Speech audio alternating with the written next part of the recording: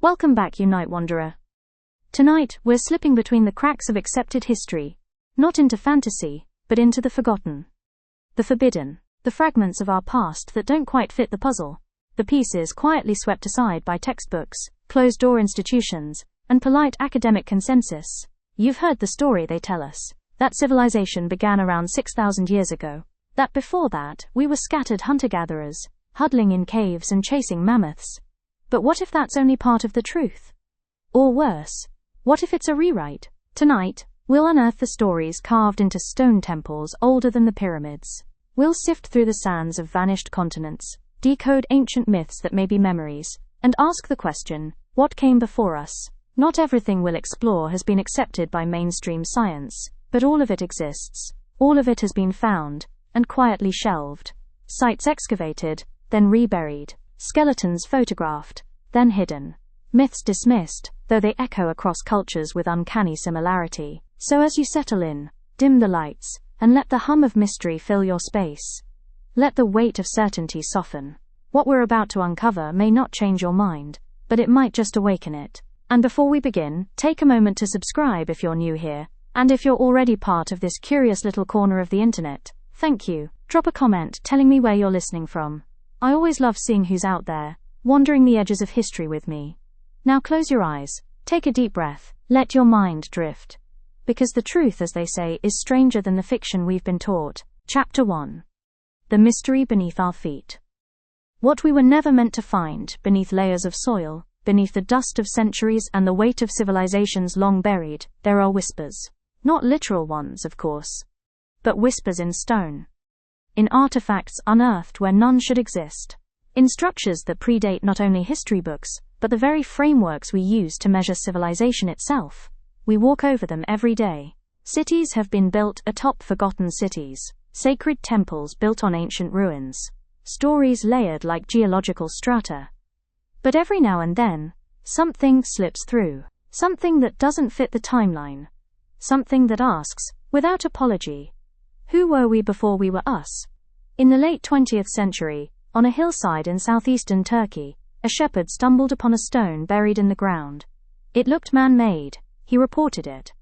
And so began the slow excavation of what would become one of the most mystifying archaeological sites on Earth, Göbekli Tepe. And here's where the mystery begins. Göbekli Tepe is not just old. It is ancient beyond comprehension, dated to nearly 12,000 years ago. Long before Stonehenge, long before the Great Pyramids, before pottery, before the wheel, before agriculture supposedly.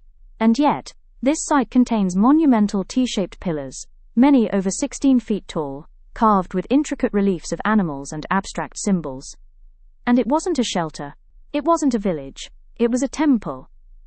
But temples, we're told, come later, after agriculture, after sedentary life, after cities. According to the official narrative, religion and ritual are luxuries of settled societies. But Göbekli Tepe flips that logic on its head.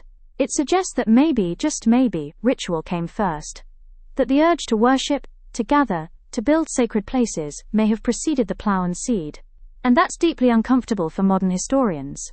Because if we were building temples 12,000 years ago, what else were we doing that we've lost?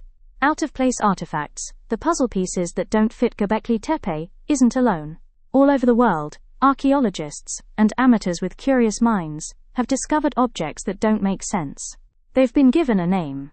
O-parts or out-of-place artifacts. Take for instance, the London hammer, a hammer-like object found encased in rock allegedly 100 million years old. Or the Antikythera mechanism, a complex gear device found in a Greek shipwreck, dated to around 100 BCE. But possessing astronomical precision comparable to 18th century clocks. Skeptics argue the dating is flawed, that it's coincidence. But these artifacts accumulate a trail of breadcrumbs pointing towards something we no longer understand. A knowledge that appears, then vanishes. A pattern of advancement followed by sudden collapse. In Peru, there are megalithic stone walls fitted so precisely that a razor blade can't slip between the stones. Some of these walls are so massive that modern cranes would struggle to lift the blocks. Yet these were built by societies supposedly without metal tools, without wheels, without math. The same patterns echo in Egypt, in India, in the Pacific Islands, sites with foundations more ancient than their surface structures. Civilizations that built atop the bones of something older, something forgotten. What lies beneath? Buried pasts and quiet cover-ups. Here's something curious. Many of these sites, once discovered, are reburied. Göbekli Tepe itself was deliberately buried thousands of years ago. On purpose. It's the only reason it survived. Someone, for some reason, covered it up with tons of earth. Why would a society go to the trouble of burying a sacred temple? Was it ritual? Was it shame? Was it to protect something? Or hide it? Even today, archaeologists find and then quietly pause excavations. Take Gunung Padang in Indonesia, a step pyramid buried beneath a hillside, with carbon dating suggesting parts of it could be over 20,000 years old. And yet, mainstream academic institutions refuse to engage with the findings. Funding is pulled, research is shelved. Why? Perhaps the implications are too large. If we acknowledge that civilization, complex, organized, symbol-rich civilization, existed 10,000 or even 20,000 years ago, it would demand a rewriting of human history. It would mean our species is not 6,000 years into its story, but many times older, and that would raise more questions than it answers. Memory in myth, stories as survival. In nearly every culture, there are myths of great floods, of lost lands, of sunken kingdoms. Atlantis in the West. Kumari Kandam in Tamil lore. The sunken land of Mu in Pacific legends. Indigenous tribes speak of sky beings who taught them how to farm. Sumerian tablets describe gods who came from the stars to shape mankind from clay. To modern ears, these are just stories. But what if they're not? What if myths are not fiction, but encoded memory, the way pre-literate societies preserve truth? A flood myth, repeated across continents, could echo a real event. The sudden end of the last ice age, around 12,000 years ago, when sea levels rose dramatically and reshaped the globe. Mainstream academia may scoff at this, but the pattern is undeniable. Myths repeat, across time, culture, language. And the deeper you look, the more they start to sound less like invention, and more like witness accounts. The discomfort of the unknown history, like science, likes order. It likes categories and timelines and solid answers, but reality is rarely so neat. The deeper we dig, quite literally, the more the past resists clarity. There is no straight line from cave dweller to skyscraper. There are loops, falls, forgotten chapters. As you listen to this, consider how much we've lost. Think of how easily knowledge can vanish. In a flood, in fire, in war. Imagine how our own digital age might appear, if glimpsed from 10,000 years in the future, after a global collapse. What would be left? What would survive? Could anyone guess how complex we were? Maybe that's what we're seeing now. Ruins from a time like that. A lost cycle, a prior turning of the wheel. Maybe we aren't the first advanced humans. Maybe we're just the first to leave behind Wi-Fi. The journey ahead, this chapter, is just the beginning. A prologue to a mystery buried in earth and time. In the chapters to come, we'll explore the gods of Sumer, the technology of the ancients, and the cities swallowed by the sea. We'll examine the theory that our very DNA holds a secret, a signature from those who came before us. We'll ask why science resists certain questions, and whether the truth has always been there, hidden in plain sight. So stay with me. Let your mind stay open, because what lies beneath may not just be the past, it may be a forgotten beginning. Chapter 2. Göbekli Tepe and the temples of forgotten gods. High on a dusty hill in southeastern Turkey lies a site that should not exist. Not according to conventional timelines. Not according to the textbooks. And certainly not according to the assumptions we've built modern civilization upon. But there it is. Göbekli Tepe, the Potbelly Hill. It slumbers beneath the horizon like a sleeping titan, its secrets hidden under centuries of sediment. But once uncovered, it rewrote the first chapter of human history, or at least threatened to. You see, when German archaeologist Klaus Schmidt began excavations in the 1990s, he expected to find something ordinary. A Neolithic site, perhaps. Something aligned with known timelines. What he found instead was staggering. Massive stone circles. Upright pillars weighing up to 20 tons. Intricate carvings of foxes, snakes, lions, cranes. Even abstract symbols whose meanings we still don't understand. T-shaped monoliths towering over sunken enclosures. It looked like a temple. A cathedral. A place of great importance. And then came the dating, 9600 BCE. Let that sink in. That's over 11,000 years ago. 7,000 years before the pyramids, 6,000 years before Stonehenge, and nearly 5,000 years before agriculture was supposedly invented in the Fertile Crescent. It was not just old, it was older than anything we thought possible, building without tools. So how did they build it? According to the dominant timeline, humans in 9600 BCE were still hunter-gatherers, nomadic, using stone tools, living in small temporary camps. The idea that they could coordinate labor on this scale, moving and erecting 20-ton stones in geometrically aligned circles, is mind-bending. There's no evidence of metal tools, no pottery, no cities, no farms, and yet, they built Göbekli Tepe. Even more baffling, it wasn't used for shelter. There are no signs of domestic life here, no hearths, no trash pits, no remnants of daily routine. This was not where people lived. It was where they came, to gather, to worship, to connect. So what does that mean? It means that religion, or at least ritual, predates agriculture.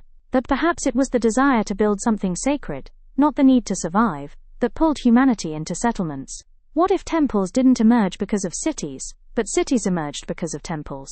What if the spark that launched civilization wasn't farming, but faith?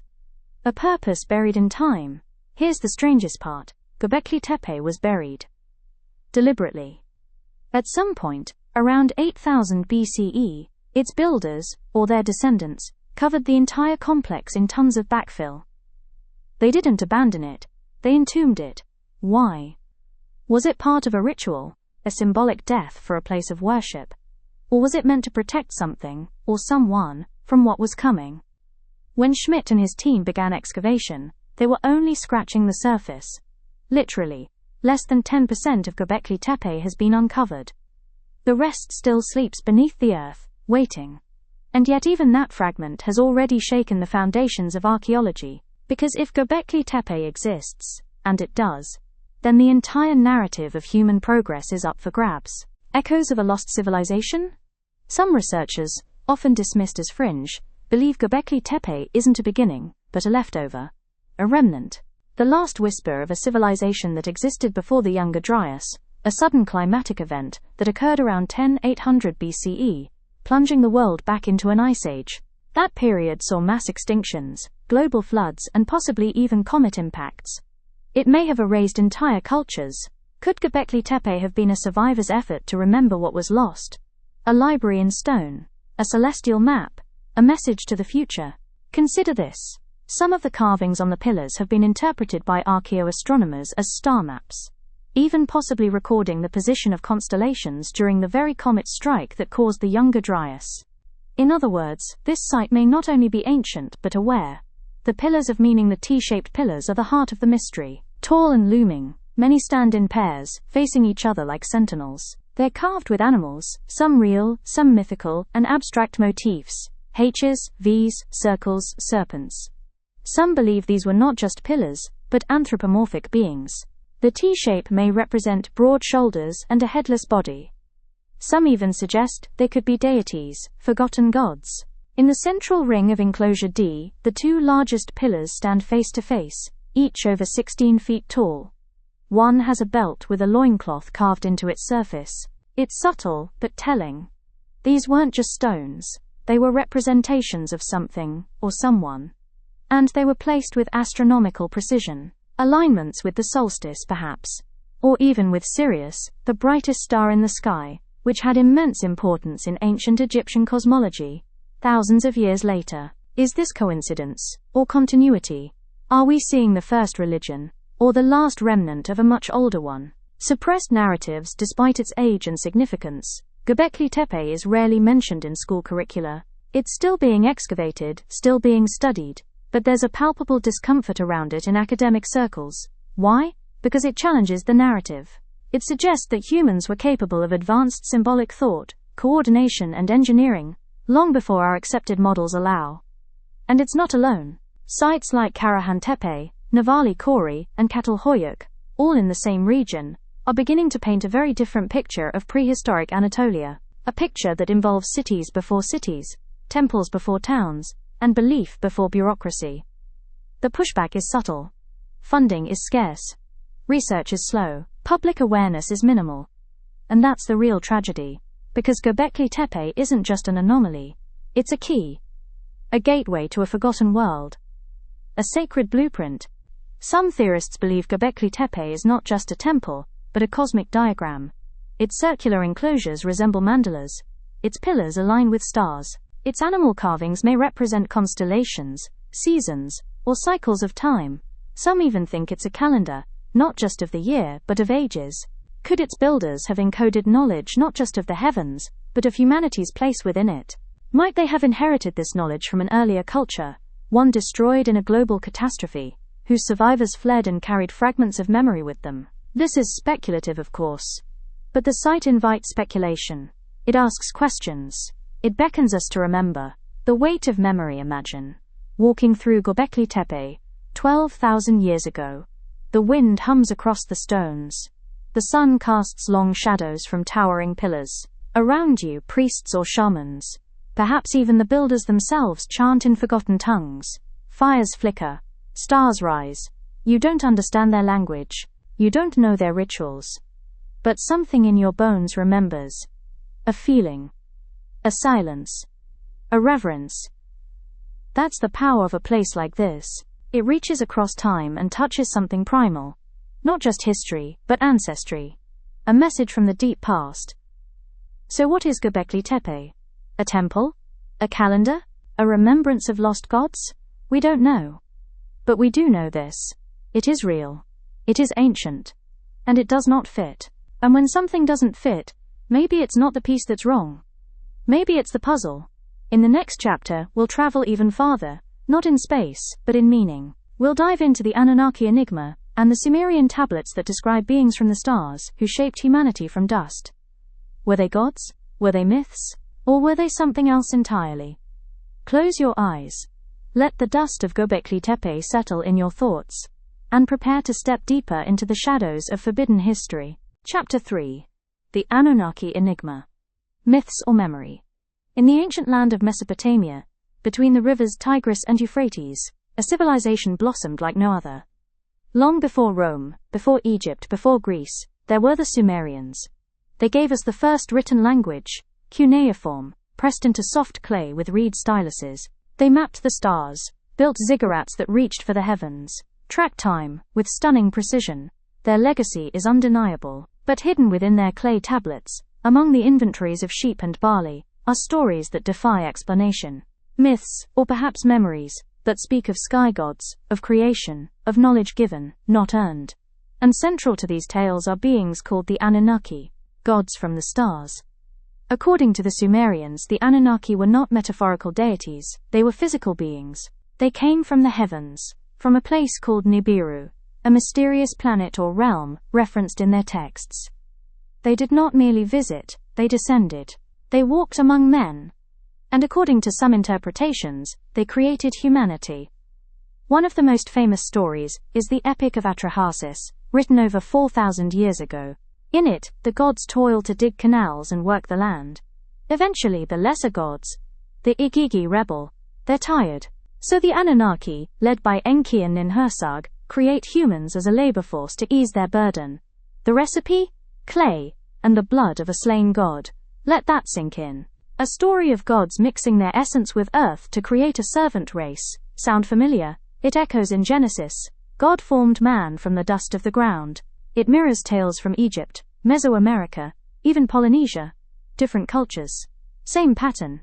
Were the Anunnaki simply metaphors for natural forces? Or were they something more literal, visitors whose actions were mythologized by those who witnessed them? Sitchin's theory, forbidden or fiction. In the 1970s, author Zecharia Sitchin popularized the idea that the Anunnaki were extraterrestrials from a distant planet, Nibiru, on a long, elliptical orbit. According to his controversial interpretations, these beings came to Earth to mine gold, which they needed for their own atmosphere. Finding the labor difficult, they engineered a primitive species, Homo sapiens, using their own DNA and that of local hominids. To scholars, this was pseudoscience. Sitchin's translations have been heavily criticized. But to curious minds outside the academic establishment, his ideas resonated. Because they fit the anomaly. Why does gold feature so heavily in ancient myth? Why did early humans revere it even before coinage existed? Why do origin stories across the world describe gods who came from the sky, gave knowledge and left. And why? If the Anunnaki were simply gods of grain and wind, do their stories feel so engineered? The DNA question. Let's pause for a moment and look inward, into our very cells. Human DNA is 98% identical to that of a chimpanzee. But it's the 2% that matters, that defines who we are. The jump from ape to Homo sapiens is profound. In a blink of evolutionary time, we went from stone tools to Saturn rockets. What triggered that leap? Mainstream science points to a mix of factors: climate shifts, social structures, and random mutation. But a fringe theory whispers something different. Intervention. What if the missing link isn't missing because it was never natural? Some geneticists have noted peculiarities in our DNA, sequences that don't appear to have evolved gradually. They suggest a level of manipulation, or at least a rapid introduction of information. Again, it's speculative, but it aligns eerily with the Anunnaki story. Clay and divine blood, genes and code. One myth speaks in metaphor, the other, in molecules. But are they telling the same tale? Chapter 4. Ancient tech that shouldn't exist. We are taught that history follows a clean trajectory, that it arcs forward in a steady climb, from spears to satellites, from caves to code. But now and then, we find something that breaks that arc. Something that shouldn't be there. A tool too advanced, a device too precise, a structure that defies the skills of its supposed creators. They call them anomalies. Outliers. Mistakes. But what if they're not mistakes at all? What if they are reminders, scattered fragments from a forgotten chapter in the story of humanity? Tonight, we examine the objects and monuments that hint at an ancient knowledge, technological, not mythical, possessed by our ancestors, or those who came before them. The Antikythera mechanism, Greece's mechanical mystery. In 1901, sponge divers exploring a Roman shipwreck off the coast of the Greek island Antikythera brought up a strange corroded lump. It didn't look like much, just a chunk of bronze fused with rock. But inside it lay a wonder. The Antikythera mechanism is a complex system of gears, dials, and inscriptions, often called the world's first computer. Dated to around 100 BCE, it could track lunar and solar cycles, predict eclipses, and even model the irregular orbit of the moon. Its precision wasn't matched until 400 years later, in 14th century European astronomical clocks. How did ancient Greeks build such a device with no modern tools? And more intriguingly, was it their invention, or a copy of something older? Some scholars believe the knowledge used to create the Antikythera mechanism didn't originate in Greece, but was inherited from Egypt or Mesopotamia, or some even more ancient source now lost to history. What if it wasn't a beginning, but an echo? Precision carvings in the Andes. Impossible stonework high in the Peruvian Andes. The Inca city of Sacsayhuaman boasts walls of megalithic stone blocks, some weighing over 120 tons. They fit together so perfectly, without mortar, that even a sheet of paper cannot pass between them. But the real mystery? The Inca didn't build the foundations. They admitted as much in their oral traditions. The oldest stones, the largest and most precisely cut, were already there. The Inca merely built upon them. The same pattern appears across South America. Ollantaytambo, Pumapunku, and Tiwanaku all contain stonework so precise, it suggests machinery, saws, drills, and polishers, far beyond the stone tools of the time. Some blocks show internal right angles, drill holes, and smooth finishes on hard granite. No experimental archaeology has been able to replicate this with the tools we believe ancient cultures had. So how did they do it? And again we must ask, were these the achievements of a lost technological tradition, wiped out by time? The Baghdad battery, ancient electricity. In Iraq, in the ruins of Parthian settlements dating to 200 BCE, archaeologists discovered something peculiar. Small clay jars with copper cylinders and iron rods inside. When filled with an acidic liquid like vinegar, these batteries produced a mild electric charge. Known as the Baghdad battery, this device has sparked wild theories. Were the ancients using electricity? Mainstream scholars argue it was used for electroplating, a technique of applying thin layers of metal to jewelry. But no electroplated items have been found nearby. And the design seems oddly advanced for its era. Could it be an isolated invention? A rediscovered technique from an earlier age? Or a misunderstood remnant of a larger forgotten science? We can't say for sure. But the implications are tantalizing. Egyptian light bulbs and drill marks. The temples of Dendera in Egypt contain bas-reliefs, showing what appears to be a bulb-shaped object, with filaments inside, held by figures connected to something resembling a power source. Some interpret this as symbolic, the dendera light representing spiritual illumination. Others, fringe researchers, argue it shows knowledge of electrical lighting. Sound far-fetched? Perhaps. But the tombs of ancient Egypt, deep underground, contain intricate carvings with no soot marks from torches. How were they illuminated? Mirrors? Possibly, but experiments have shown mirrors only reflect usable light so far. The deeper tombs remain difficult to light without flame, or something else. Add to this the drill holes found in Egyptian granite. Spiral, uniform and deep. They suggest core drilling with high-speed tools. Yet Egyptian tools were copper, too soft to cut granite with such precision. Again, the official answer is elaborate handwork. But no one has convincingly demonstrated how it could be done. Are we looking at a lost technology from an earlier age? Or simply an ancient craftsmanship we no longer understand? The Iron Pillar of Delhi. Rustless wonder standing in the humid climate of India, the Iron Pillar of Delhi is over 600 years old, and yet it hasn't rusted. Made of pure iron, nearly 24 feet tall, the pillar has defied natural corrosion. Even modern metallurgists are impressed by its composition, especially given the supposed limitations of ancient Indian smelting techniques. How was it made? And why haven't similar rust-resistant methods been found elsewhere from the same period? Some believe this too is a remnant, an echo of a metallurgical mastery that predates recorded history. Tech in myth, machines of the gods. Even in the realm of myth, there are descriptions that sound mechanical. In the Mahabharata, an ancient Indian epic, flying machines called vimanas are described in detail, capable of vertical lift, powerful propulsion, and deadly weaponry. They soar above cities. They wage wars. In Greek myth, Hephaestus, god of the forge, created self-moving tripods and golden handmaidens who assisted him, machines essentially. And in Chinese texts there are stories of flying chariots and robotic musicians in the court of ancient emperors. Are these metaphors, allegories, or distorted memories of real devices, passed down through the filter of myth? We may never know. But the pattern is impossible to ignore. The library that burned. So where is the evidence? If an ancient advanced civilization once existed, why don't we have more artifacts? The answer might be simple: destruction. Over the millennia, humanity has lost vast troves of knowledge. Fires, floods, invasions. The Library of Alexandria was said to house over 400,000 scrolls, many of them copies of older texts. When it burned, an entire lineage of learning may have vanished. What if those scrolls contained blueprints, instructions, records of technology passed down from before the flood? What if the devices we now call anomalies once made sense, in a forgotten context?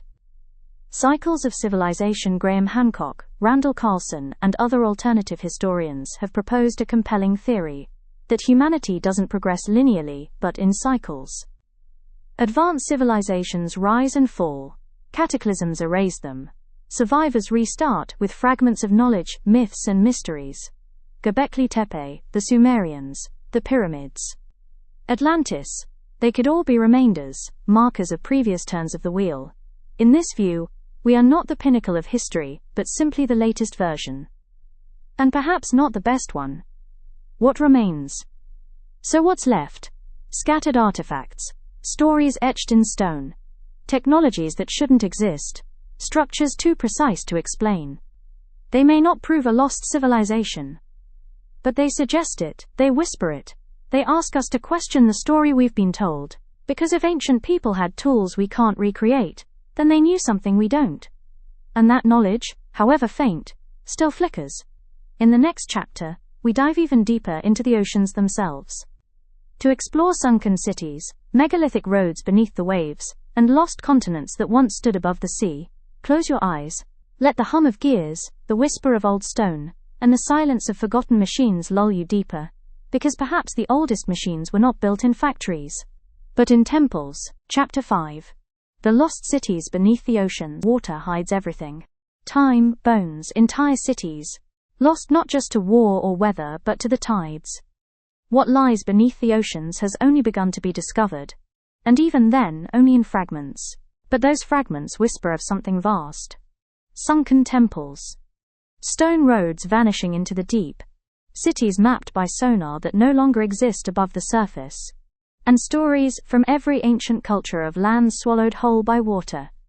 We've explored space more thoroughly than our own ocean floor. And perhaps that's no coincidence. Because beneath the waves, it seems, are the ruins of forgotten civilizations. Some far older than we've been told to believe possible. A cataclysm remembered. Let's start with a date. Around 11,600 years ago, at the end of the last ice age, sea levels began to rise. Fast. Glaciers melted. The planet warmed dramatically. Ocean levels surged by over 400 feet in some places, redrawing coastlines and swallowing low-lying land. Modern science attributes this to the Younger Dryas impact hypothesis, the idea that fragments of a comet struck Earth, triggering global fires and floods. To ancient storytellers, it was remembered as something else: the Great Flood in the Epic of Gilgamesh, Noah's Ark in the Bible, the destruction of Atlantis in Plato's dialogues, the sinking of Kumari Kundam in Tamil tradition, the end of the Golden Age in Hindu epics. Different names, different continents, but the same watery memory. What if these weren't metaphors? What if they were survivor accounts? Dwarka, the sunken city of Krishna. Off the coast of modern-day India, near Gujarat, divers have discovered stone structures beneath the sea. Massive blocks arranged in grid-like patterns, steps, walls and platforms, stretching along the seabed. This is Dwarka, the legendary city of Lord Krishna. According to ancient Hindu texts, Krishna's golden city was once the jewel of the world. But after his death, the sea rose up and consumed it. The Mahabharata, written thousands of years ago, records this tale in detail. Many scholars considered it pure myth. Until marine archaeologists found submerged ruins precisely where the texts said the city once stood. Carbon dating of artifacts and pottery recovered from the site suggests parts of the submerged structures could be over 9,000 years old. That predates the oldest known civilizations by millennia, so the question becomes, were the ancient texts exaggerated fiction or historical memory? Yonaguni, Japan's underwater monument. In 1986, divers off the coast of Yonaguni Island, Japan, stumbled upon a formation beneath the waves, unlike anything they'd ever seen. Massive tiered steps cut with sharp right angles, broad flat surfaces, carved platforms, something that resembled a pyramid, but under the ocean. Some geologists claim it's natural, shaped by erosion. Others, like Professor Masahaki Kimura, believe it's man-made, or at least man-modified. A sunken city dating back to 10,000 BCE. Photos show possible carvings. What looks like a staircase. Even a structure resembling a theater or arena.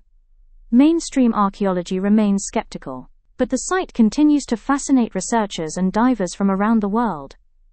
If it is man-made, it would mean advanced architecture before the rise of any known civilization. Another puzzle piece that doesn't fit the box. The Bimini Road. In the warm shallows of the Bahamas, off the coast of Bimini Island, lies a curious structure. A linear arrangement of massive rectangular stones, each several meters across. Known as the Bimini Road, this underwater formation has been compared to a causeway or ancient dock. It seems too deliberate to be natural, though some argue it could be a beach rock formation. Still, the stones are large, aligned, and sit like paving slabs. The discovery reignited interest in the legend of Atlantis, especially since Edgar Cayce, the American mystic, predicted in the 1930s that parts of Atlantis would rise near Bimini in the late 1960s. Incredibly, the Bimini Road was found in 1968. Coincidence? Maybe, but compelling nonetheless. Cuba's underwater megaliths. In 2001, a team led by Canadian engineer Paulina Zalitsky was using sonar equipment to map the seafloor off the western coast of Cuba when they discovered something incredible: massive symmetrical stone structures at a depth of over 2,000 feet. The sonar images revealed what looked like pyramids, roads, and geometric layouts, far too deep to be from any known civilization. If they were man-made, they must have been built before the last ice age, when sea levels were lower.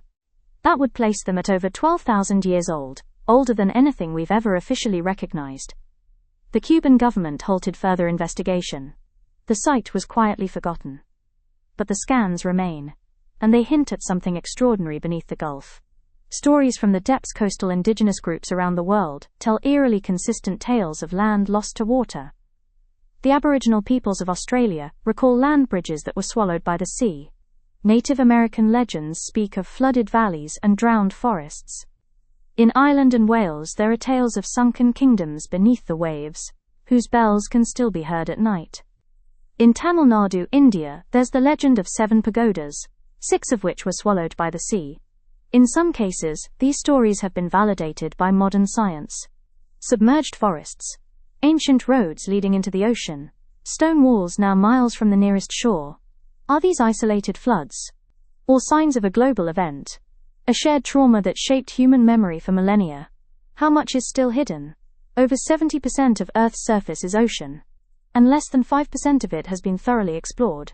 That leaves vast areas, especially along ancient coastlines, completely untouched by modern archaeology. If civilizations once lived during the last ice age, before the sea swallowed their homes, their remains would now lie beneath hundreds of feet of water.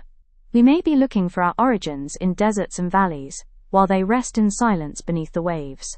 The next great discovery may not be in the Middle East or Central America, but on the seafloor.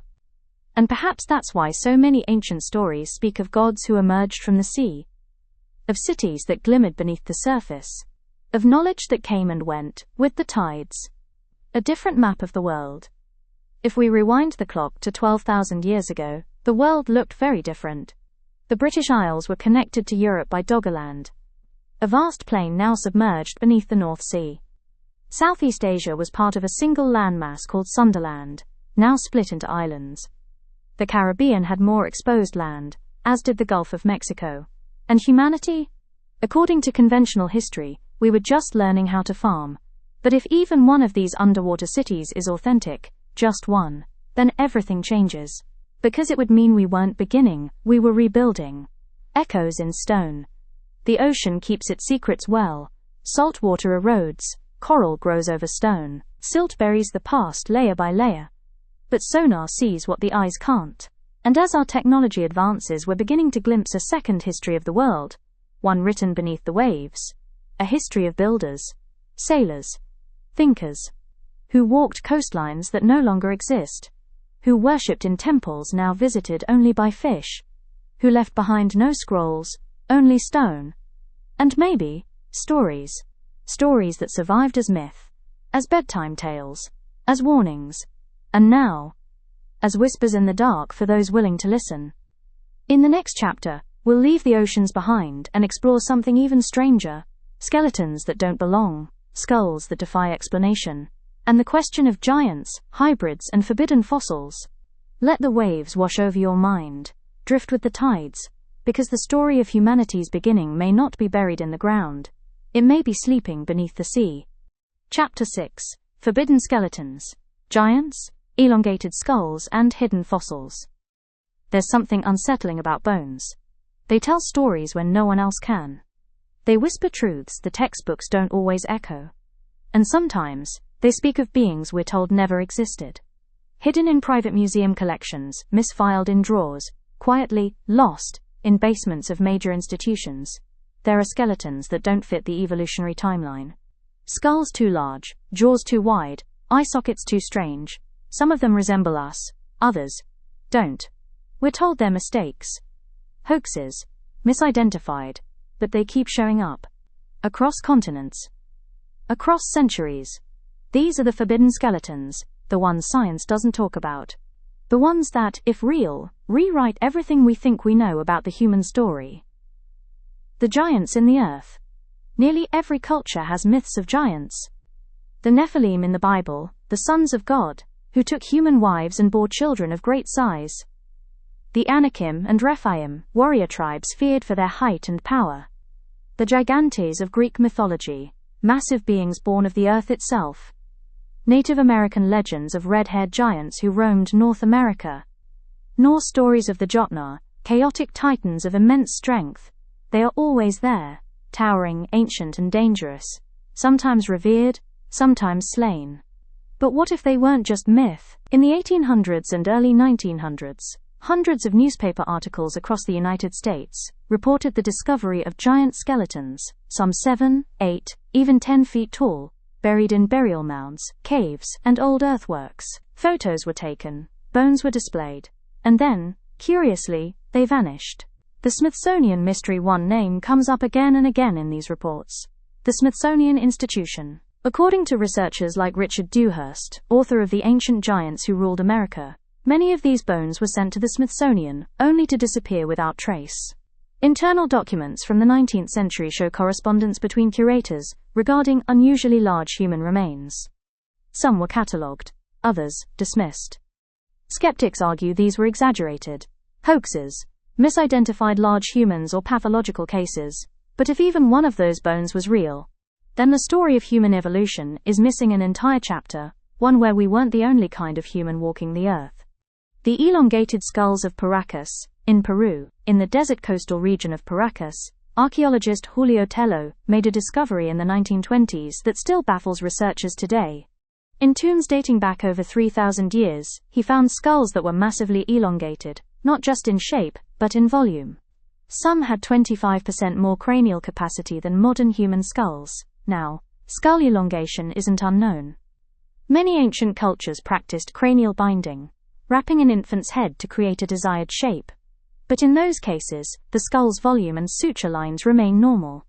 The Paracas skulls are different. Some lack sagittal sutures, the seams that divide the two parietal bones of the skull. Others show unusual bone density and structure, suggesting they were born that way, not altered. DNA analysis in recent years, while limited and controversial, suggested these skulls contained mitochondrial DNA that was not entirely consistent with known human lineages. The findings were quietly shelved, funding dried up, access to the skulls became restricted, and the questions remain. Hybrid hints, human or something else. Across the ancient world we find representations of beings that seem part human, part something else. The Anunnaki are often depicted with large eyes, elongated heads, and unusual posture. Egyptian gods like Thoth, Anubis, and Horus take animal-human forms. Ancient cave art in Africa and Australia shows tall beings with bulbous heads and large eyes. Dogon tribal lore speaks of the Nomo, amphibious beings with strange faces and long limbs. Are these simply symbolic, spiritual, artistic exaggerations? Or are they cultural memory, distorted over time, of interactions with beings who look different from us? If the Paracas skulls are any clue, some people did look different, and perhaps their legacy survives in the stories of gods, giants, and sky people. The Denisovans, a real-life lost species. Not all forbidden fossils are hidden. Some are quietly accepted, but their implications aren't widely discussed. Take the Denisovans, a hominin species discovered from a few teeth and finger bones in a Siberian cave in 2010. DNA analysis showed they were distinct from both Neanderthals and modern humans, and that we interbred with them. They were tall, robust, and possessed strong jaws and large skulls. Sound familiar? Some populations in Melanesia and Tibet carry significant Denisovan DNA. In fact, their adaptation to high altitudes, thought to be a modern genetic trait, may have come from Denisovan ancestry. What if the myths of giants weren't about height alone? What if they remembered a time when other human-like beings walked among us? The red-haired giants of Lovelock Cave in Nevada, a curious legend persists among the Paiute people, of a tribe of red-haired cannibalistic giants, the Sitikar, who once roamed the region. According to legend, the giants were driven into a cave and set on fire by the ancestors of the Paiutes. That cave, Lovelock Cave, is real. And excavations in the early 20th century revealed giant sandals, enormous bone fragments, and mummified remains. A particularly large skull, with red hair still attached, was found and reportedly taken to a museum. Later, it vanished. Today, Lovelock Cave is rarely discussed in archaeology courses, but its legend persists, and it fits the pattern. Large humanoid remains, unusual hair, sudden disappearance. Like a shadow, it lingers just out of reach. Why we don't know science is based on evidence, on patterns, on peer-reviewed truth. So why don't we study these skeletons more seriously? A few reasons. Funding research into anomalous skeletons is often rejected by mainstream institutions. Reputation. Scholars risk ridicule and career damage if they explore taboo topics. Preservation. Bones deteriorate. Records get lost. And not all discoveries are handled with care. Narrative inertia. If the story of human origins is fixed, Anything that contradicts it is dismissed as error, rather than opportunity. But just because something is uncomfortable doesn't mean it's untrue. And maybe that's why these skeletons remain hidden in plain sight. What it all suggests. Let's connect the dots. Ancient stories tell of giants, hybrids, and sky beings. Archaeologists find skulls and bones that don't match known human types.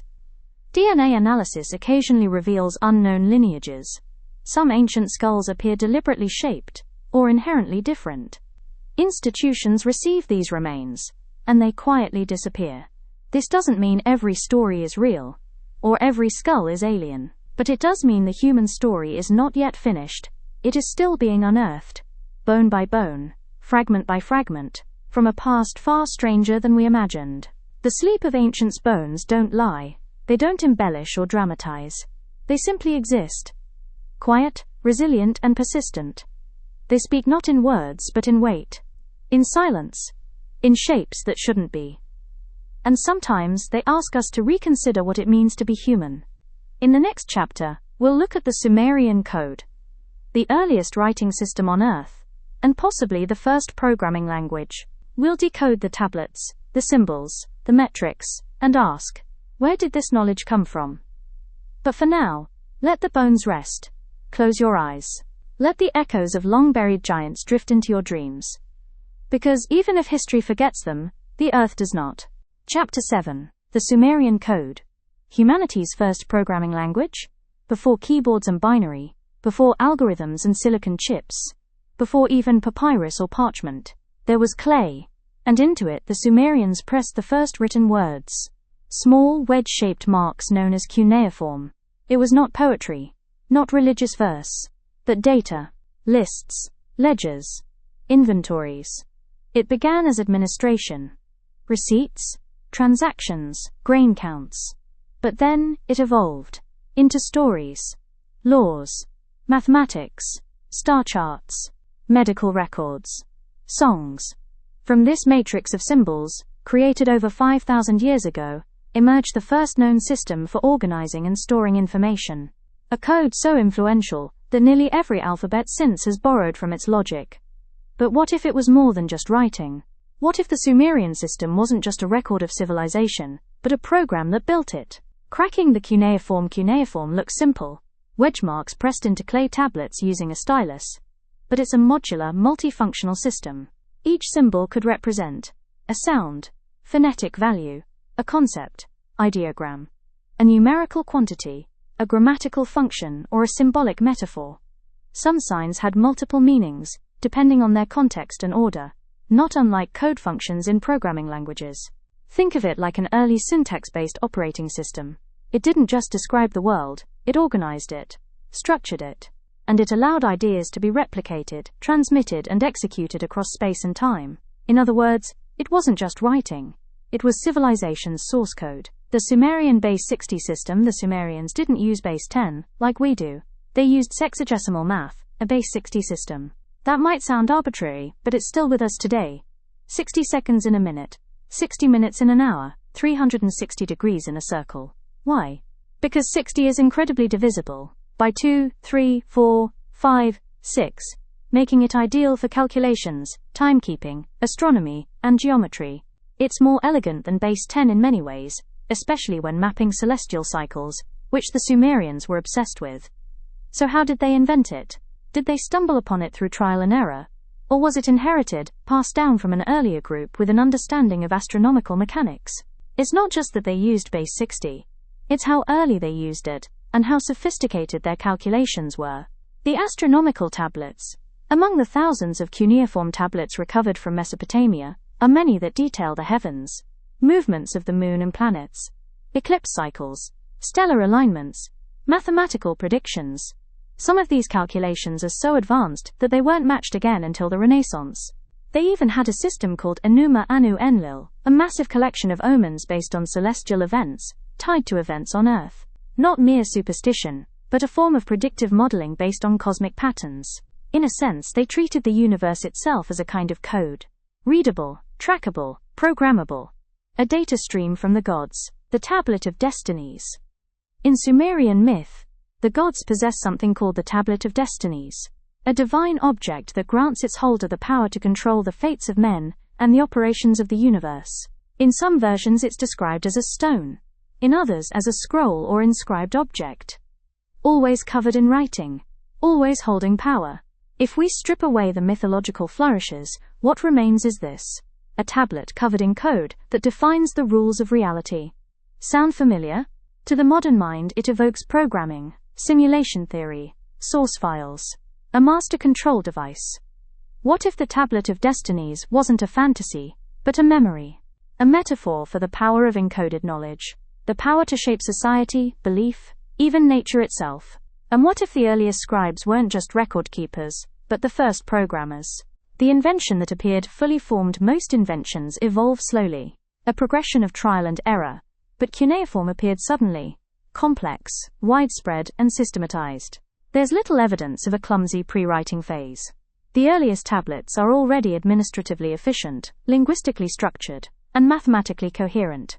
How is that possible? Some theorists suggest that writing, like agriculture and astronomy, didn't emerge in Sumer. It was revived there, passed down, remembered, taught by survivors of an earlier age.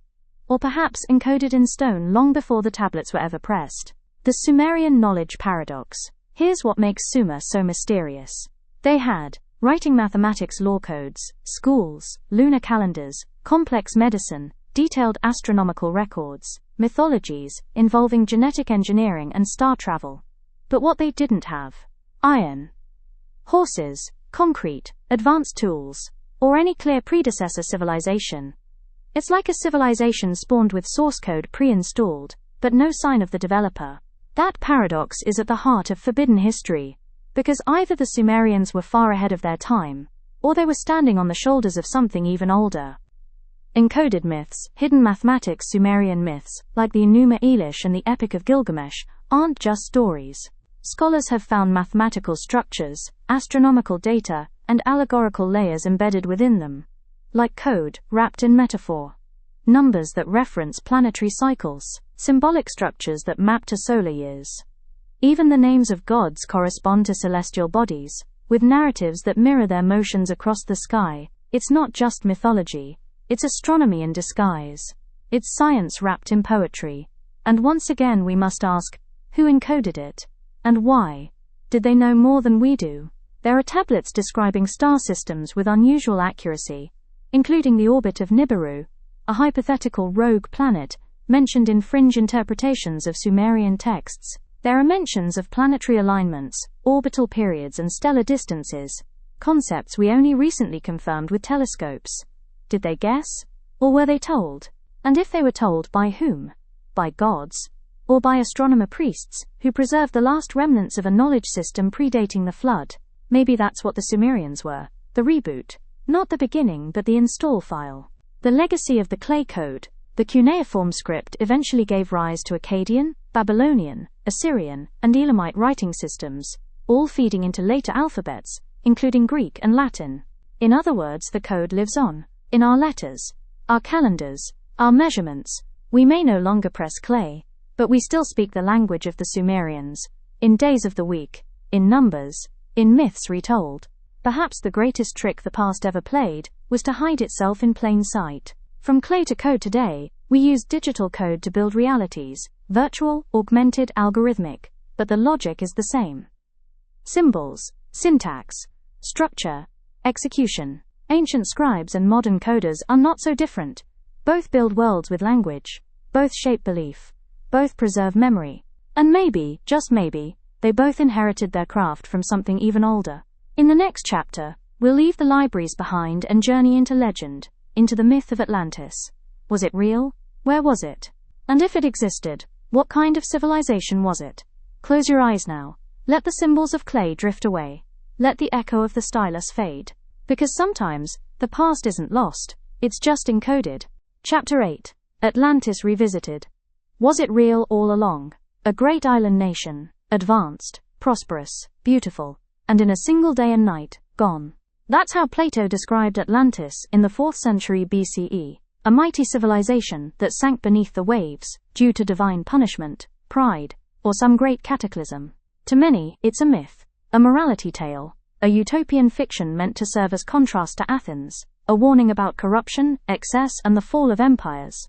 But to others, it's memory, a distorted, inherited echo of a real place, a real people, and a real collapse, a story passed down across millennia, like a dream that refuses to fade. And now, as we piece together lost technologies, sunken cities, and forbidden knowledge, we must ask, was Atlantis real? And if so, where did it go? The Platonic puzzle. Plato wrote of Atlantis in two dialogues, Timaeus and Critias. He claimed the story came from Egyptian priests, passed to the Athenian lawmaker Solon, then through generations to Plato's ancestor Critias, and finally to Plato himself. The timeline? Roughly 9,000 years before Solon's visit to Egypt, placing Atlantis around 11,600 years ago. That date should sound familiar. It's the end of the last ice age, the time of massive sea level rise, the Younger Dryas. And the description? Surreal. A vast island beyond the Pillars of Hercules, now believed to be the Strait of Gibraltar, with concentric rings of land and water, advanced technology and engineering, a powerful navy, divine ancestry, and a hubristic fall, destroyed in a single day by floods, earthquakes, and fire. Fiction. Or something more? Mapping the myth, where could Atlantis be? If Atlantis was real, where was it? Dozens of theories exist. Let's explore a few of the most compelling. 1. The Azores and Mid-Atlantic Ridge. Just beyond the Strait of Gibraltar lies the Azores Archipelago, a cluster of volcanic islands perched on the Mid-Atlantic Ridge. Some researchers, including Charles Berlitz and Ignatius Donnelly, believe the Azores are the peaks of Atlantis, the remnants of a much larger landmass now submerged. Sonar mapping has revealed unusual formations on the ocean floor near the Azores, including large, flat, symmetrical structures resembling roads or platforms. Mainstream science says these are volcanic features, but the question remains, could a landmass have existed there before the end of the last ice age? 2. Sundaland, Southeast Asia, in the Indonesian archipelago, a submerged region known as Sundaland, once connected modern-day Thailand, Malaysia, Indonesia, and the Philippines. During the Ice Age, this area was a vast stretch of land, above water, with rivers, lakes, and possibly human settlements. As sea levels rose, it was inundated, creating the islands we know today. Some believe Atlantis wasn't in the Atlantic at all, but here, a cradle of early civilization, now drowned by time. It aligns with flood myths from Southeast Asia and Polynesia, which speak of sunken lands and lost kingdoms. 3. Antarctica, under the ice. Could Atlantis be under the ice? This theory, popularized by Charles Hapgood, suggests that Antarctica was once in a warmer latitude due to crustal displacement, and hosted a thriving civilization before a sudden shift buried it under ice. Interestingly, ancient maps like the Piri Reis map from 1513 show Antarctica without ice, with detailed coastlines that modern satellites only recently confirmed. Skeptics argue these maps are misinterpreted. But what if cartographers of old had access to much older maps, passed down from a civilization that mapped the world long before ours? 4. Eye of the Sahara, Richat structure. One of the most fascinating candidates lies not underwater, but in Mauritania, deep in the Sahara Desert. The Richat structure, known as the Eye of the Sahara, is a massive circular geological formation visible from space. It has concentric rings of land and water, a central island, evidence of ancient rivers and seas nearby, artifacts found in the region, dating back over 10,000 years. Its size and shape eerily match Plato's description of Atlantis. And the Sahara, contrary to what we see today, was once lush and green, filled with lakes and grasslands. Could Atlantis have been a desert fossil, not a sunken island, but a forgotten inland empire? Echoes in ancient cultures. Whether or not Atlantis was a single location, its memory echoes across the world. The Mayas speak of a lost land called Aztlan, a place of origin across the sea. The Dogon of Mali tell stories of advanced beings from a land that sank. Ancient Indian texts describe Dwarka, the golden city of Krishna, submerged by the sea. In Egypt, the gods were said to have come from Zep Tepi, a mythical golden age. Before the flood, different names, different gods, but the same pattern. The Golden Age. A divine civilization. A catastrophic end. Is this mythology, or is it archaeological smoke rising from a historical fire? Atlantis as an archetype. Even if Atlantis never physically existed, it may still be real in a different way. It represents a memory of something greater, a fear of collapse, a symbol of hubris and divine retribution, a spiritual yearning for paradise lost. It's possible that Atlantis is not a single place, but a cultural memory of many places.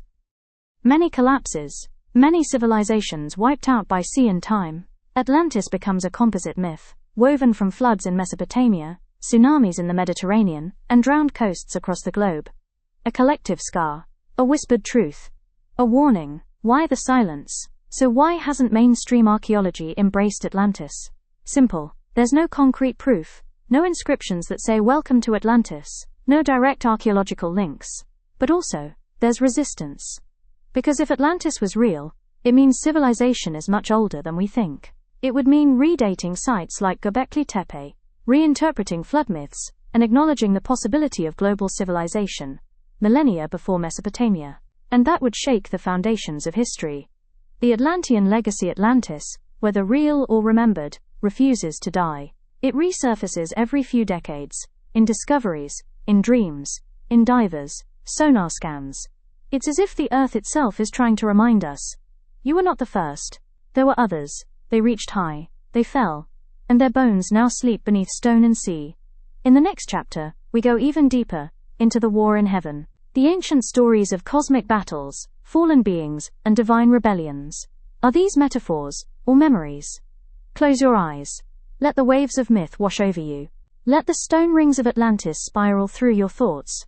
Because maybe we haven't lost Atlantis. Maybe we're just waiting to remember it. Chapter 9. The War in Heaven. Echoes of a pre-human cataclysm. Long before the rise of kings, the carving of stone temples, or the invention of writing, there were stories. Not of men, but of beings from the sky. Stories of rebellion, of war, of a cosmic fall from grace. These tales do not begin with humans. They begin with gods, angels, sky spirits, and something we might call technology, or even weapons, cloaked in the language of fire, light, and thunder. Across cultures, continents, and millennia, we find a strange and consistent narrative. There was a time before time, when a war broke out in the heavens, and the echoes of that conflict still shape the world today. Are these just myths? Or could they be deep memories of something real? A celestial cataclysm that predates human civilization. The biblical fall, angels who descended in the book of Genesis. There's a curious passage. The sons of God saw that the daughters of men were beautiful, and they took them as wives. These sons of God are often interpreted as the Watchers, or fallen angels from the Book of Enoch, an apocryphal text that expands on the Genesis story. According to Enoch, these angels, led by a figure named Semjaza, descended to earth, took human wives, and taught mankind forbidden knowledge, metallurgy, cosmetics, astrology, and more. The offspring of these unions? The Nephilim, giants of old, men of renown, but their actions led to corruption, violence, and eventually the Great Flood. Heaven, it seems, punished the rebellion. And the Watchers? They were cast into darkness, bound beneath the earth until the end of time.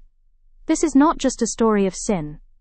It's a story of intervention, of beings from above, altering human destiny. And it's not alone. The Sumerian rebellion, Enlil versus Enki. In ancient Sumerian lore, the gods themselves were divided.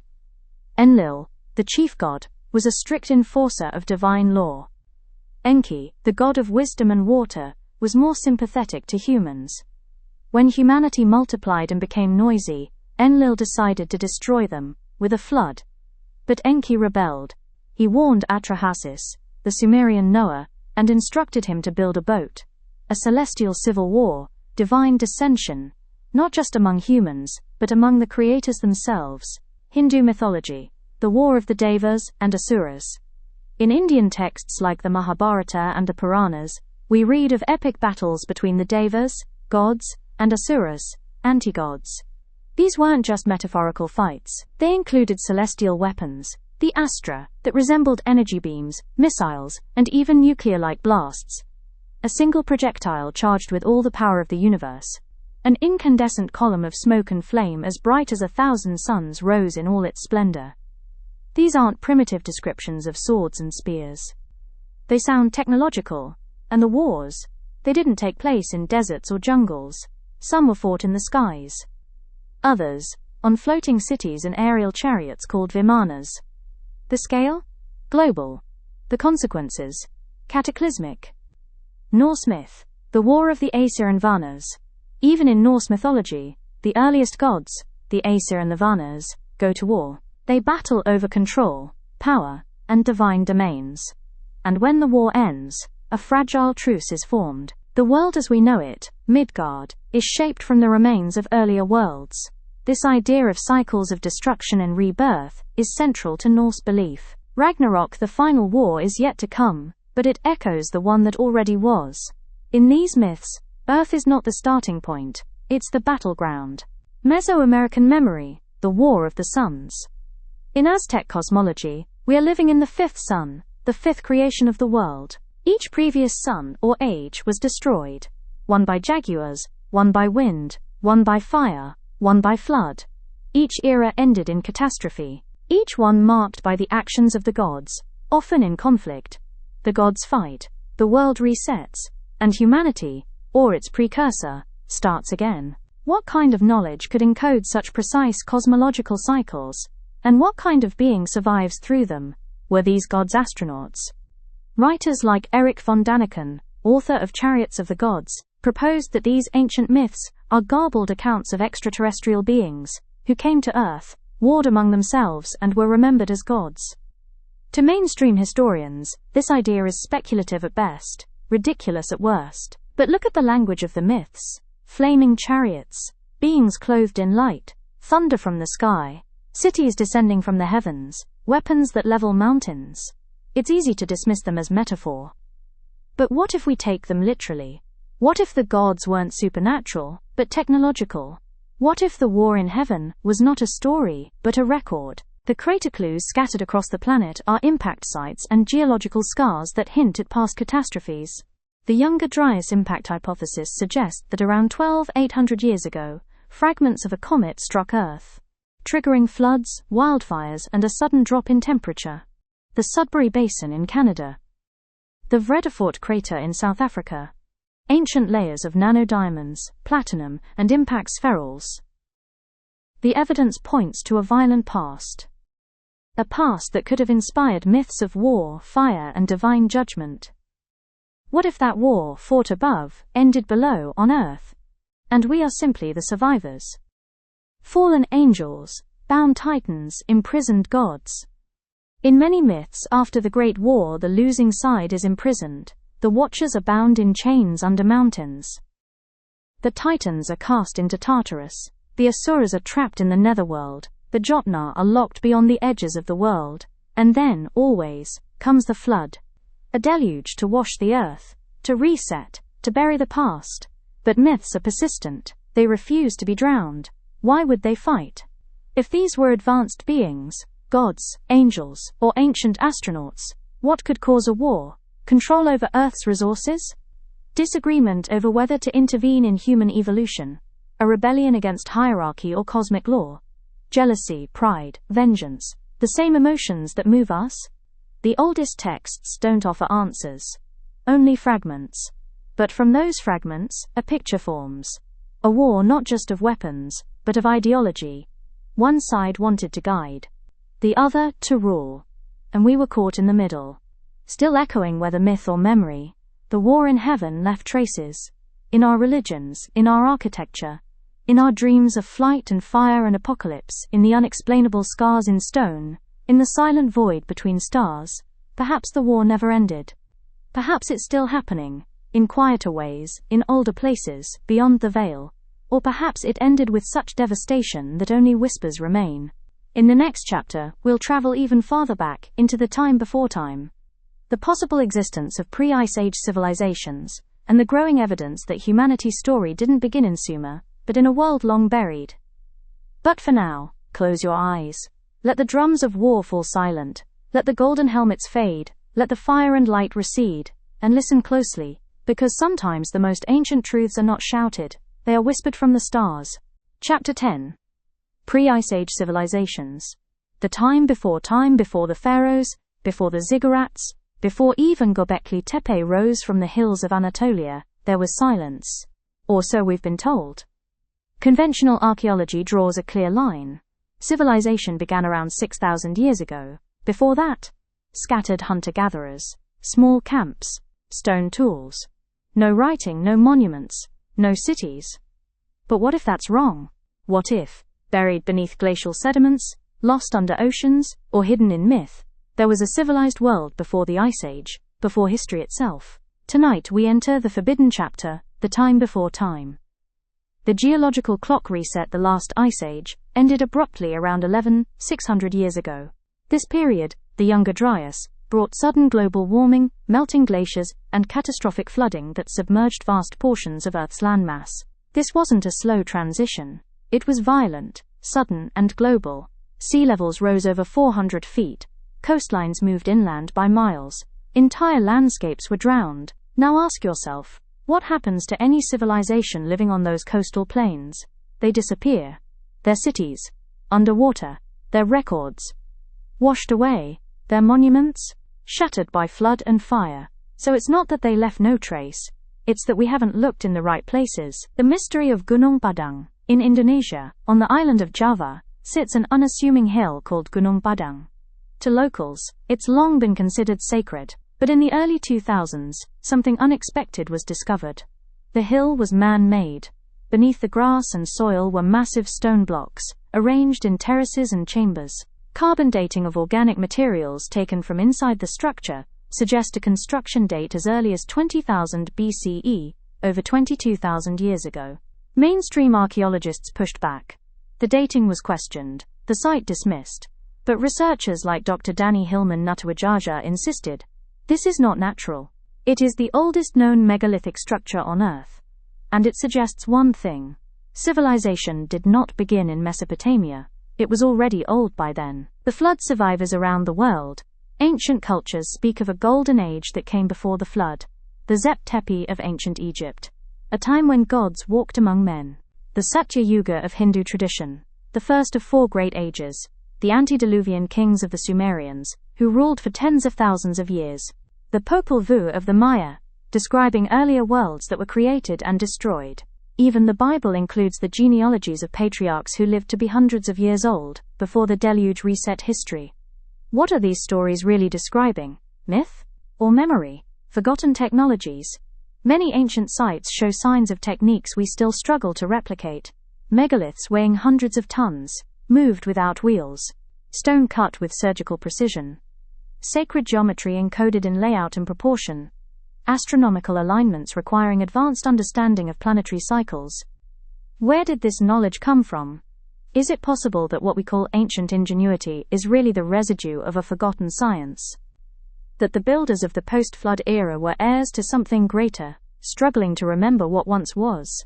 Maps of the Ice Age. In 1513, the Ottoman Admiral Piri Reis created a map using older source materials.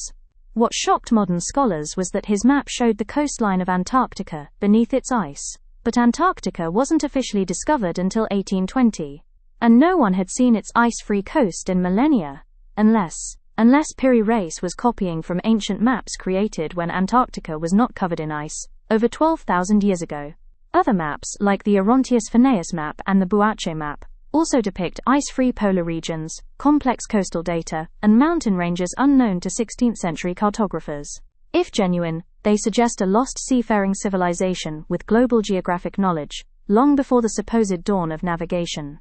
Ancient tools, modern questions. In 1961, a geologist named Dr. Virginia Steen McIntyre dated a Mexican archaeological site, Hueyatlaco, to 250,000 years ago, using volcanic ash layers and uranium series testing. But the site contained advanced stone tools, blades, scrapers, clearly made by humans. The dating was rejected. The site dismissed. Why? Because it didn't fit the timeline. Yet similar anomalies persist. Hand axes found deep in strata far older than Homo sapiens.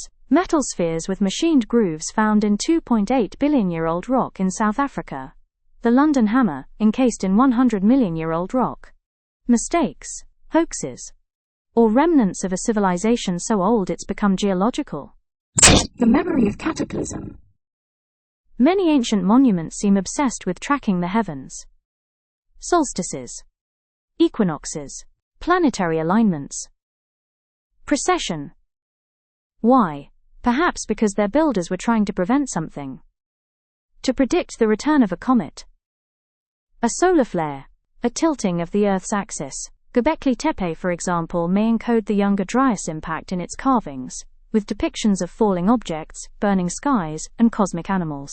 If a pre-Ice Age civilization experienced a global disaster, wouldn't they want their descendants to never forget what we could have lost? Imagine a world before the flood, cities along what is now the continental shelf, a maritime culture with sky-watching temples, mathematics, medicine, writing, all encoded in stone, a priesthood that survived, perhaps in isolation, to seed later cultures and survivors who remembered only fragments.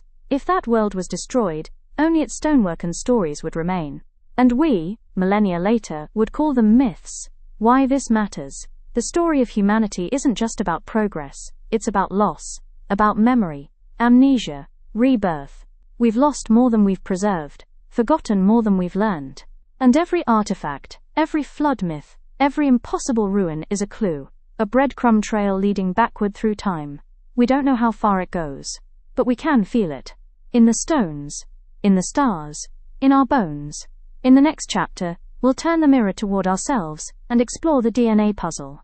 Are we the result of natural evolution, or something else? A product of design? Intervention? Could the genetic code itself be a message? For now, let the Ice Age winds drift across your thoughts. Let the cities beneath the sea whisper your name. Because maybe the time before time is your own forgotten beginning. Chapter 11. The DNA Puzzle. Are we engineered?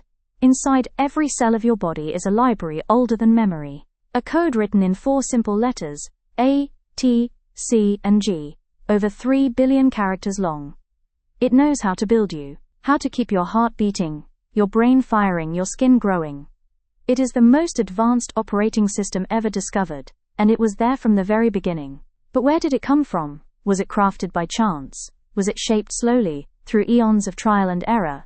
Or was it engineered? Tonight, we explore one of the most controversial, and perhaps most profound, questions in forbidden history.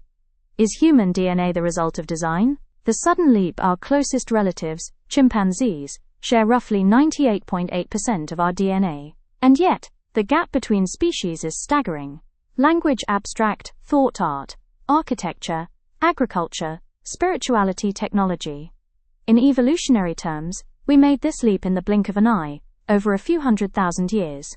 Barely a ripple in geological time. This sudden advancement is often called the Great Leap Forward, a period when Homo sapiens began creating tools, jewelry, burial rituals, and cave art with no clear evolutionary precursor.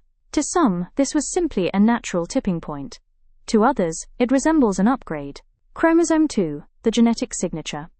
One of the most curious anomalies in human genetics is chromosome 2. Humans have 23 pairs of chromosomes. Chimpanzees have 24. So what happened? Chromosome 2 is the result of a fusion event. 2 ancestral ape chromosomes merged end to end. But this fusion is clean, stable, and precise, with telomere sequences, which are normally found at the ends of chromosomes, now present in the center, and duplicated genes flanking the join. Some geneticists have called it a smoking gun, an unusual, elegant modification that just so happened to produce us. Natural mutation, or deliberate design. The junk that isn't junk. Over 98% of human DNA was once labeled junk, sequences that didn't code for proteins, and were thought to be evolutionary leftovers. But now we know better. Much of this non-coding DNA plays a role in regulation, gene expression, and epigenetics, controlling when and how other genes activate. Some sections appear inserted, as if copied and pasted. Others have no known evolutionary lineage, sequences with no equivalent in any other species. And then there's the human endogenous retroviruses, HERVs, viral DNA embedded in our genome. Some of them are ancient, others, disturbingly functional. One, known as HERVW, is essential to placenta development. In other words, human pregnancy may depend on a viral insertion that somehow rewired our reproductive system. Natural? Maybe, but it also fits the profile of intelligent modification. The God gene hypothesis. In 2004, geneticist Dean Hamer proposed that a gene called VMAT2 was associated with spiritual experience, meditation, and transcendent states. He dubbed it the God gene. While the name is controversial, the implication is profound. Our capacity for mystical thought may be embedded in our biology. Why? What evolutionary advantage does awe give us? Why would natural selection promote an ability to feel reverence for the cosmos, unless that reverence was part of the plan? A kind of spiritual receiver, built into the brain. Not a flaw, not a byproduct, but a signal. Messages in the code? In 2013, a group of Kazakhstani scientists published a paper suggesting that the human genetic code contains mathematical patterns, grammatical structure, and precision that appears engineered. They proposed the theory of biocoded intelligence, that DNA may be a message embedded within life. While their conclusions were dismissed by many in the scientific community, the idea persists. Because DNA isn't just complex, it's clean, elegant, efficient, compressed in a way that defies even our most advanced computational methods. If someone, or something, wanted to seed intelligent life across the cosmos, DNA would be the perfect vehicle. Self-replicating, durable, and programmable. Ancient echoes of genetic engineering. Let's circle back to the myths. In Sumerian tablets, the gods create humans by mixing clay with the blood of a god. In the Book of Enoch, the Watchers alter humanity, giving forbidden knowledge and creating hybrids. In Mesoamerican texts, the gods try multiple times to make humans, first from mud, then wood, then finally corn, the perfect material. In the Popol Vuh, each version fails until they get it just right. These are not crude myths, they're step-by-step creation stories. With trial and error, with merging of materials, with laboratory overtones, could they be distorted memories of genetic experimentation? Modern myths, the hybrid theory. In modern UFO lore, abductees often report medical procedures, DNA harvesting, and visions of hybrid children. Are these hallucinations, psychological projections? Or are we remembering something ancient, something that happened before time, before language? Some theorists believe humans may be the product of multiple lineages. Earth-based hominids combined with something else. Extraterrestrial, interdimensional, we can't know, but the result is a species that doesn't quite fit. A brain too large for childbirth. A dependency on tools. A mysterious leap in cognition. A constant sense of longing for the stars as if we were born here, but not entirely of here. The forbidden science of synthetic biology. Today, we are approaching the ability to edit genomes, design organisms, and even create synthetic life. CRISPR allows precise gene editing. DNA data storage can now encode books, movies, and photos into organic code. We are becoming what the myths described, creators, programmers of life. Is this progress? Or are we remembering, rediscovering techniques that were once common, long ago, in a civilization lost to flood and flame? Perhaps we are simply becoming what we were designed to become. What if we were meant to question? Here's the strangest thought of all. What if the urge to question our origins, to explore, to doubt, to search, is itself part of the code? What if we were built to eventually realize we were built? The philosopher Teilhard de Chardin once wrote, "We are not human beings having a spiritual experience. We are spiritual beings having a human experience." Maybe we're more than that. Maybe we are designed beings on a spiritual mission, seeded by something greater, and destined to remember. In the next chapter, we explore that idea further, through the concept of the Great Reset. A global catastrophe, a civilizational amnesia, and the idea that we are the descendants of survivors, not inventors of progress. But for now, let your cells hum with the music of the code. Let your heartbeat remind you, something wrote this, and you are its living story. Chapter 12, The Great Reset. Was there a civilization before ours? History as we know it is linear, a straight line drawn through time. From primitive past to civilized present, from fire to smartphones, from stone to silicon. But every now and then, something disturbs the line. A gap, a break, a silence, a reset. Cataclysms that erase knowledge, floods that swallow cities, fires that burn libraries, plagues, wars, famines, magnetic shifts. Memory itself dissolves, and when the dust settles, we begin again. But what if this has happened more than once? What if our civilization, our entire modern world, is not the pinnacle of human development, but simply the latest iteration? A child playing with the bones of giants. The pattern of collapse. All great civilizations collapse. It's not a question of if, but when. The Minoans disappeared after a volcanic eruption on Thera. The Indus Valley civilization was wiped out by environmental collapse and shifting rivers. The Maya, despite their astronomical genius, fell into decline and abandonment. The Roman Empire, once unstoppable, fragmented and fell into darkness. But these are recent examples, within the last few thousand years. What about earlier? What about civilizations before writing, before agriculture, before our modern idea of time? Civilizations that left behind stone, not scrolls. Or worse, nothing at all. Evidence of a lost chapter. Archaeologists have long puzzled over sudden cultural explosions. The emergence of agriculture nearly simultaneously in multiple parts of the world. Megalithic construction techniques appearing in distant places, from Easter Island to Ireland. Similar religious motifs, flood myths, and cosmic symbols shared by unconnected cultures. This doesn't fit the model of slow linear progress.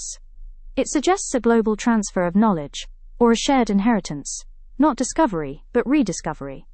Göbekli Tepe, the first temple, or the last reminder. We've spoken before of Göbekli Tepe, a temple complex in Turkey that predates Stonehenge by 6,000 years. But what if Göbekli Tepe wasn't a beginning, but an attempt to preserve memory, carved in stone by survivors of a previous world? Builders who remembered a time when the stars spoke, the gods walked, and knowledge was common. Why bury it? To protect it. From time, from invaders, from the flood to come. Or perhaps, as a time capsule for those who would one day rise again. Survivors of the deluge. Nearly every ancient culture has flood stories, but they're not all allegory. Many are startlingly precise. The Sumerian King List divides rulers into before and after the flood. The Maya tell of the destruction of previous worlds by fire and water. The Dogon of Mali claim they were taught by sky beings after a great flood. The Hopi remember emerging from underground after waters cleansed the earth. Are these tales merely metaphor, or are they ancestral memory, passed down from those who survived a global reset? The Younger Dryas Cataclysm, roughly 12,800 years ago, something happened. Glaciers melted rapidly, temperatures dropped, then soared. Sea levels rose hundreds of feet. North America was ravaged by wildfires. Many researchers now believe this was triggered by a comet impact. Fragments striking the ice sheets, vaporizing them instantly. The evidence is mounting. Black mats of soot found across North America. Layers rich in platinum, nanodiamonds and microspherules. Signs of an extraterrestrial impact. Massive extinctions of large mammals. Mammoths, mastodons, saber-toothed cats. And possibly, the destruction of an advanced human civilization. One that was coastal, maritime, technologically sophisticated. Gone. In an instant. The ghosts beneath our cities, today's major cities, sit on modern coastlines. But 12,000 years ago, the coasts were farther out. What is now seabed was once farmland, forest and perhaps cities. And yet, we've barely explored these sunken lands. Why? Because marine archaeology is expensive, difficult, and politically fraught. But imagine what we might find. Sunken temples beneath the Mediterranean, roads and pyramids beneath the Gulf of Mexico. Entire cities off the coasts of India, Japan and Cuba. Not ruins of our world, but the previous world, the one that fell. Knowledge carried forward. How does knowledge survive disaster? Sometimes it doesn't. But sometimes, it survives in strange forms, myths, passed down in sacred texts, oral traditions, encoded in song and ritual. Sacred symbols, like mandalas, labyrinths and spiral motifs, and stone. Stone survives, and in it, ancient builders left clues. Alignments with stars no longer in those positions. Geometry that encodes pi, phi, and astronomical constants. Sacred numbers, like 108, 144, and 432, repeated across cultures. Is this coincidence? Or were these mnemonics, tools to restart knowledge after the reset? The Ark and the Seed Vault. Think of the Ark in the story of Noah. It wasn't just a boat, it was a vault. A preservation system for life. A way to carry forward biology, culture, and survival through a world-ending flood. Today we have something similar, the Svalbard Global Seed Vault, built into the Arctic permafrost. Its purpose? To preserve the genetic code of Earth's crops in case of planetary disaster. What if ancient civilizations did the same? What if beneath mountains, under desert sands, or within deep caverns, lie knowledge vaults waiting to be found? Not just seeds, but stories. technologies, maps, perhaps even a warning. The amnesia effect. Every reset comes with amnesia. Survivors focus on survival. Tools rust. Languages evolve. Myths become fragmented. Science becomes superstition. Over time, memories become religion. And knowledge becomes sacred mystery. What if our sacred texts are not only guides to morality, but manuals from a previous age? Misunderstood. Translated poorly. But still whispering the truth. Are we next? When you look at our world, our technologies, our conflicts, our environmental crises, you begin to wonder, are we building toward another reset? Have we been here before? Will future civilizations one day dig through our ruins and wonder, who were these people? Why did they fall? What did they know and forget? The cycle continues, unless we break it. Unless we remember. In the next chapter, we'll ask why we haven't been allowed to remember, why certain discoveries are buried, and why mainstream archaeology avoids these questions. Because the truth may not be hidden by time, but by intention. For now, let the dust settle.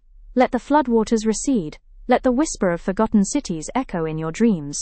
Because maybe the reset didn't erase us. Maybe it's still happening. You've traveled far. Across deserts and oceans. Through buried cities and broken timelines. Into myths and temples. Beneath the sea, and out to the stars. You've questioned the shape of the past. The origin of your DNA. The silence of science. The stories etched in stone. And now, we arrive at the place beneath all places. The thing that threads it all together. The question that has no single answer, only echoes. Who were we before we forgot? Not the first. We are not the first. Not the first to build, to dream, to speak with the sky. Others came before. Some called gods. Some called ancestors. Some erased completely. Their names now scattered like dust across forgotten ziggurats and star maps. Their bones sleep beneath cities drowned by rising tides. Their knowledge lingers in the symmetry of megaliths, in the geometry of glyphs, in the sacred numbers encoded in temples we still do not understand. They watched the stars. They built in harmony with light, sound, and stone. They spoke in metaphor and myth. Not because they were primitive, but because their knowledge ran deeper than formulas. They didn't just measure the sky, they mirrored it, and when their time ended, as all things end, they left behind not monuments, but memory. The amnesia. We live in a world of forgetting. The past is packaged, the mystery sterilized, our origins compressed into charts and graphs. We are told we emerged from caves with clubs and fire, that we evolved slowly, awkwardly, painfully toward enlightenment, that what came before was dim and chaotic. But the evidence says otherwise. Cities that shouldn't exist, knowledge that arrived too soon, myths that read like memories, stars tracked with impossible precision, a genetic code that feels planted. This is more than curiosity. This is a fracture in the story, a knowing we've buried, not just culturally, but individually, because deep down, we suspect, this isn't the first time we've been here, this isn't the first rise, or the first fall.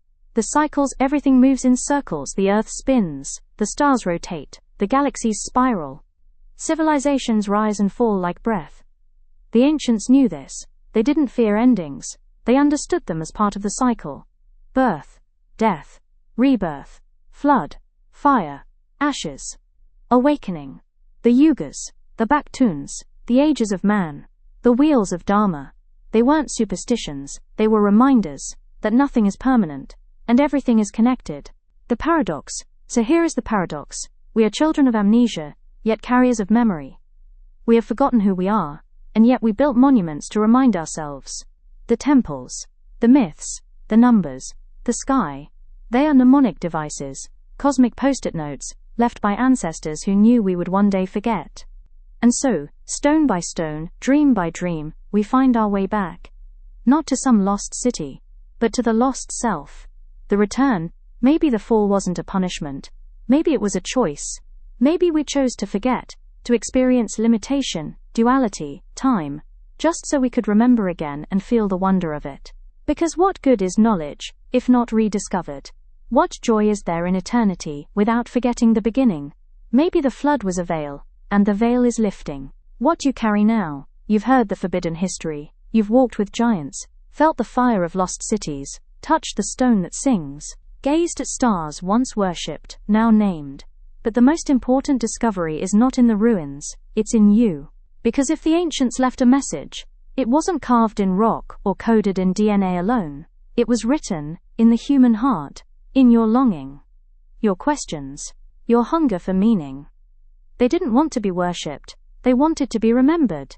And maybe, just maybe, they are us. Not gods, not aliens, not strangers. Us, in another cycle, another world, another breath. The whisper. So now, as you lay in the dark, listening to the soft breath of time, close your eyes and listen. You'll hear it, the whisper beneath the silence, the forbidden thread weaving through history, through myth, through dream. It says, you were more than they told you. You knew more than they taught you. You came from the stars, and to the stars you shall return. You are the temple, you are the code, you are the forgotten story, waiting to be told again. Thank you for walking this journey. If you found wonder in this story, subscribe and share where you're listening from. This channel is for those who seek the story behind the story. And as always, sleep softly, traveler. You're not lost, you're just remembering.